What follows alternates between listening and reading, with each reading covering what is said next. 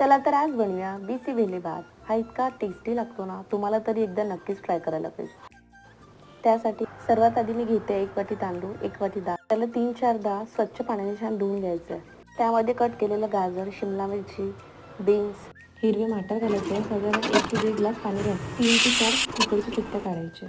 एक कढई घ्यायची आहे, त्यामध्ये 1 ते 1.5 चम्मच साजूक तूप घालायचं आहे। त्यामध्ये मोहरी, जिरं, आलं लसूण पेस्ट, कांदा छान परतून घ्यायचा आहे। 3 ते 4 छान लाल मिरची पण घालून घ्यायची आहे, त्यांना पण परतून घ्यायचं आहे। बारीक केलेला काजू टाकायचा आहे, शेंगदाणे टाकायचे आहे, टोमॅटो टाकायचं आणि छान परतून घ्यायचं। 1 चम्मच लाल मिरची पावडर सोबतच 1 चम्मच धनापूड, हळद, मीठ आणि सोबतच 2 चम्मच MTR बिसीबेले भात मसाला घालायचा। त्याला छान परतून घ्यायचं। त्यामध्ये जो आपण कुकरमध्ये शिजवून घेतलेला भात आहे तो घालायचा। त्याचसोबत साधारण 3 ते 4 चमचे चिंचेचं पाणी घालायचं। कोथिंबीर आणि खोबरा किस घालून 4 ते 5 मिनिटं मंद आचेवर शिजवून घ्यायचं। झाला तर मग आपला कर्नाटका फेमस बिसीबेले भात